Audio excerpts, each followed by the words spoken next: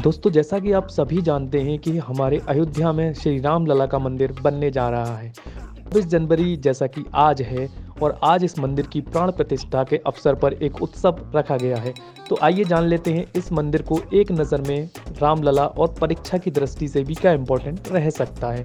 तो दोस्तों इस मंदिर का जो शिलान्यास है या भूमि पूजन जिसे हम कहेंगे, वो अपना 5 अगस्त 2020 को प्रधानमंत्री के द्वारा किया गया था। जहां पर मंदिर बन रहा है वहां का भूमि पूजन किया गया था 5 अगस्त 2020 को माननीय प्रधानमंत्री श्री नरेंद्र मोदी जी द्वारा।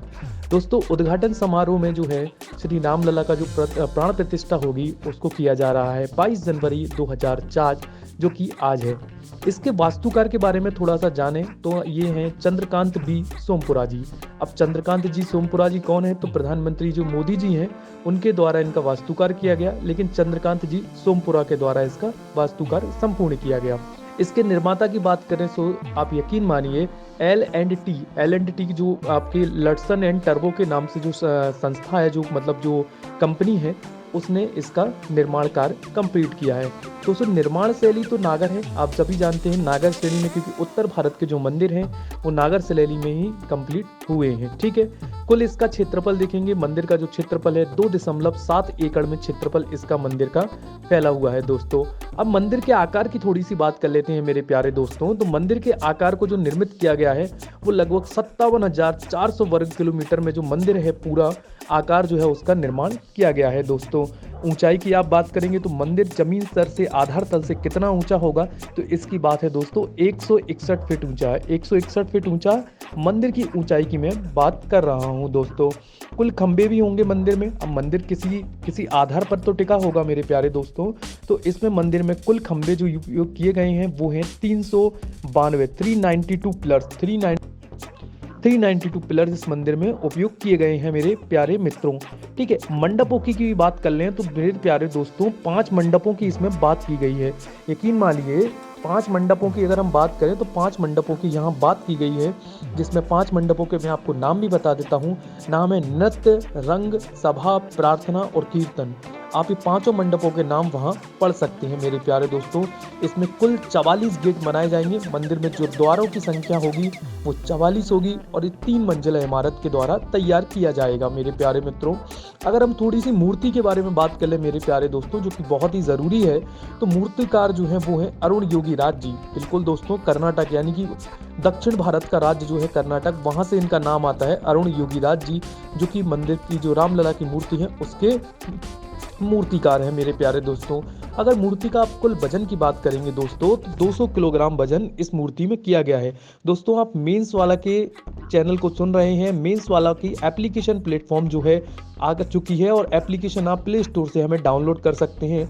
और मध्य प्रदेश प्रीलिम्स 2024 का बहुत ही शानदार बैच मात्र 299 रुपये में कंप्लीट बैच हमारे द्वारा चलाया जा रहा है, वहाँ उसे आप ज्वाइन कर सकते हैं। दोस्तों आगे हम बात कर लेते हैं कि बात चल रही थी वजन की, तो वजन 200 किलोग्राम है।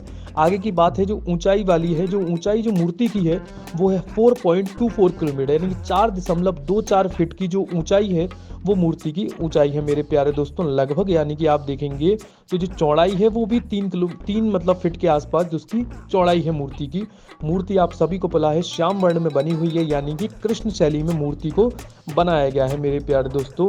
मूर्ति के ऊपर बहुत सारी क्या चीज़ें लगी हैं, कैसे क्या है, कितने अवतारों का वर्णन किया गया है, इसके बारे में भी थोड़ी सी मैं आपको जानकारी दे देता हूँ मेरे प्यारे मित्रों। मूर्ति के ऊपर स्वास्तिक, ओम, चक्र, गदा, सूर्य भगवान जो है विराजमान है। किस की बात करिए मैंने, ध्यान रखें आप, स्वास्तिक, ओम, चक्र, गदा और सूर्य भगवान मूर्ति के ऊपर यानी कि अपर स्तर पर विराजमान है। दोस्तों मूर्ति के दोनों तरफ जो है भगवान विष्णु के 10 अवतारों के चित्र आपको मिल जाएंगे।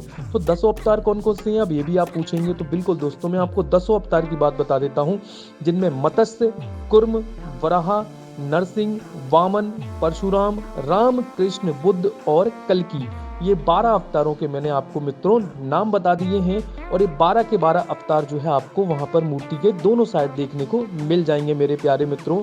मूर्ति के नीचे एक और भी बात है, वो है हनुमान जी और गरुड़ देव की मूर्ति भी यहाँ पर लगाई गई। यानी कि जो 12 अवतार की जो मूर्तियां आप देखेंगे उनमें नीचे के तल पर देखेंगे तो हनुमान जी की और और किसकी, गरुड़ देव की मूर्ति भी दोस्तों लगाई गई है। इस बात को आप बेहद अच्छे से ध्यान रखें मेरे प्यारे मित्रों। रामलला का जो यह जो बाल्य स्वरूप है वो किस स्वरूप के, किस ऊपर विराजमान है, किसके आधार पर विराजमान है, ये आपको प्रश्न उठ ही जाएगा दोस्तों। तो मैं आपको बता दूं कि रामलला का यह बाल्य रूप जो है 5 साल के एक बालक के रूप में राम को इसमें दिखाया गया है, प्रभु श्री राम को, और एक कमल के ऊपर विराजमान है मेरे प्यारे मित्रों। मूर्ति के नीचे एक और हनुमान जी हैं, ये मैंने आपको बता दिया है, कहीं कोई नई बात नहीं है दोस्तों। आपको इसलिए रिमाइंड करा रहा हूँ कि इन दोनों चीज़ों को आप याद रखें। हनुमान जी को मूर्ति के साथ आना ही था और उनको लाया भी गया है मेरे प्यारे मित्रों। इस मूर्ति की अगर बात कर लूँ, मैं थोड़ा सा आपको बता देता हूँ। तो आप समझते हैं कि श्याम रंग यानी कि थोड़ा सा सांवला रंग है, काले रंग में बनाई गई है। लेकिन मैं आपको दूसरी एक अच्छी चीज़ बताऊं तो दोस्तों, ये जो पत्थर है वो शालिग्राम जी के नाम से जाना जाता है। और शालिग्राम जी का जो पत्थर है वो यकीन मानिए दोस्तों, ये वो पत्थर है जो कभी भी किसी से कोई केमिकल रिएक्शन नहीं करता। मतलब अगर इस पर आप दूध चढ़ाएंगे तो उस दूध को आप अपने उपयोग में ले सकते हैं, किसी प्रकार का कोई वो दिक्कत नहीं है। आप किसी भी प्रकार का जल या कोई भी तरल पदार्थ करेंगे तो यहाँ पर कोई भी केमिकल रिएक्शन नहीं होगी मेरे प्यारे मित्रों। ये आप जानते हैं और इसको आपको जानना ही चाहिए मेरे प्यारे दोस्तों। तो हमने यहाँ पर बात की है दोस्तों। पहली बात तो आपसे मैं वही कहूँगा कि मेंस वाला के साथ जुड़े रहिए, हमें फॉलो करते रहिए, हमारे टेलीग्राम चैनल से जुड़िए। हमारे व्हाट्सअप नंबर है 7898254748। यहाँ आप हमसे व्हाट्सअप पे मैसेज करके हमारे ग्रुप से जुड़ सकते हैं मेरे प्यारे मित्रों। ये राम मंदिर की हमने एक नज़र में एक वर्णन कर दिया है मैंने आपको। आप इसको बिल्कुल 1 से 2 बार सुन सकते हैं और ये बहुत ही आवश्यक है। धन्यवाद दोस्तों, जय श्री राम।